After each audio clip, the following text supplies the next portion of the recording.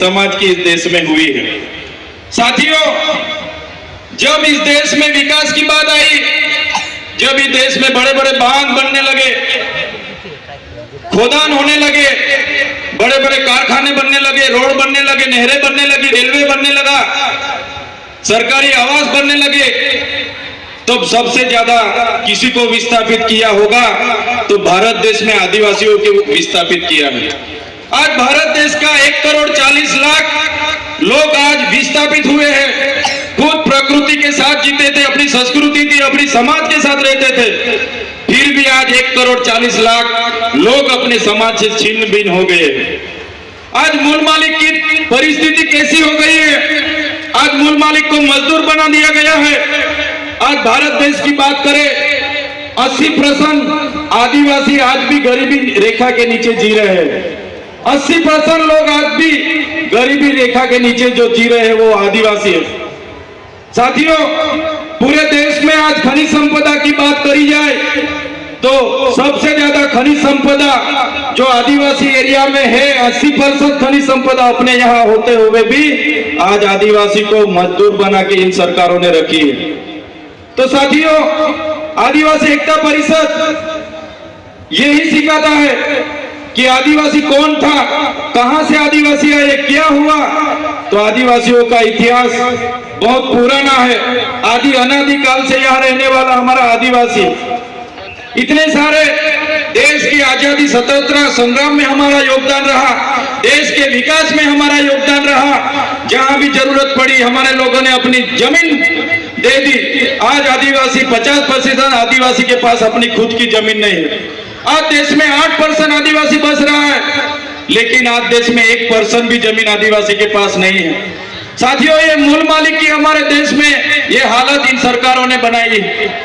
तो साथियों, यही बात हम करते हैं और आज भी यही बात इस मंच से करेंगे कि जिस तरह देश में हमारी परिस्थिति हो गई है, कितनी भी सरकारें आएगी, हम भी आएंगे, जीतेंगे, एमपी बनेंगे, एमएलए बनेंगे, मंत्री बनेंगे, जितनी भी पार्टियां आएंगी, जो गैर आदिवासी की पार्टी होगी वो रिमोट उनके पास रखेगी, हम मंत्री तंत्री या कुछ भी हो जाएंगे, लेकिन आदिवासी की बात रखने के लिए कोई हमारे सामने नहीं। जब भी हम हमारा भील प्रदेश के लिए बोलेंगे और हमारी पार्टी जिस दिन हमें रोकेगी, इस दिन हमारे पार्टी के लिए हम पहले रिजाइन करेंगे। साथियों, आदिवासी का उत्थान, आदिवासी का उत्थान, आदिवासी का स्वायत्त राज होगा तभी आदिवासी का उत्थान होगा। आज आदिवासी एमएलए एमपी बने हैं, लेकिन जो मेन पोस्टिंग है, सीएम है, वो आदिवासी नहीं है। ट्राइबल एडवाइजरी की कमेटी आदिवासी के नहीं है, यहाँ के अधिकारी एनजीओ हमारे आदिवासी के नहीं है, इसलिए आज आदिवासी के बारे में कोई सोच नहीं रहा है। साथियों, आजादी के 78 साल हो गए। आज सरकार अमृत काल मना रही है, अमृत महोत्सव मना रही है। आज सरकार कह रही है कि विकास हो गया, विकास हो गया, विकास हो गया।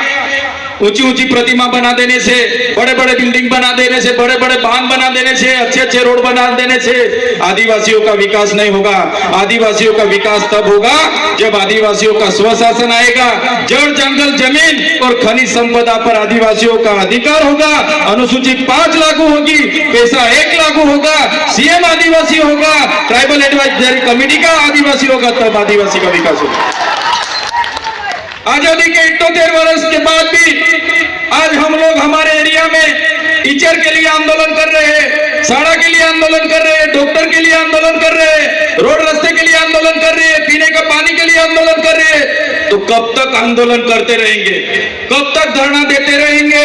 कब तक लड़ेंगे, जीतेंगे, जिंदाबाद मुर्दाबाद करते रहेंगे? साथियों, अभी किसी भी तरह की जिंदाबाद मुर्दाबाद करने के लिए हम तैयार नहीं है। अगर सरकार हमारा विकास करना नहीं चाहती, आने वाले दिनों में हम भील प्रदेश बना के रहेंगे। जो हमारा भील प्रदेश था, आजादी के बाद उस भील प्रदेश को महाराष्ट्र, मध्य प्रदेश, राजस्थान और गुजरात में बांट दिया है। आज भी हम लोग बॉर्डरलेस होके हमारा रोटी बेटी का व्यवहार आज भी चल रहा है। हमारी पूजा विधि, जन्म विधि, मरण विधि आज भी सेम है। आज भी हम लोग, हमारी बोली भाषा, हमारा पहरवेश, हमारा नाच गान आज भी हम चारों राज्यों में है। साथियों, ऐसे लड़ने का अभी टाइम नहीं है। सरकार को हम बोलना चाहते हैं, सरकार ऐसे ही करेगी, विकास के नाम पे हमको छिन्न भिन्न कर रही है, हमको बांट रही है, धर्म संप्रदाय के नाम पर बांट रही है। तो साथियों, ज्यादा टाइम नहीं लूंगा मैं, लेकिन जरूर इतना बोलूंगा सरकार को कि जिस तरह तेलुगु लोगों को तेलंगाना मिला, तमिल लोगों को तमिलनाडु मिला, मराठाओं को महाराष्ट्र मिला, गुजरातियों को गुजरात मिला, पंजाबियों को पंजाब मिला, नागा लोगों को नागालैंड मिला, झारखंडियों को झारखंड मिला, इसी तरह आने वाले दिनों में हमारे आदिवासियों को भील प्रदेश चाहिए। देश का 29वां राज्य हमको भील प्रदेश चाहिए। भील प्रदेश हम बना के रहेंगे, ये हमारा अधिकार है। संविधान ने हमको अधिकार दिया है। भाषा की तौर पे, जाति की तौर पे हमको भील प्रदेश मिलना चाहिए। मेरे तमाम वडील बुजुर्ग, मेरे युवा साथी, मेरी माता बहनों को भी अपील करता हूं इस मंच से, आने वाले दिनों में जो आदिवासियों का विकास करना होगा तो स्वतंत्र राज चाहिए, और स्वतंत्र राज यही होगा, भील प्रदेश बनेगा तभी हमारा राज आएगा।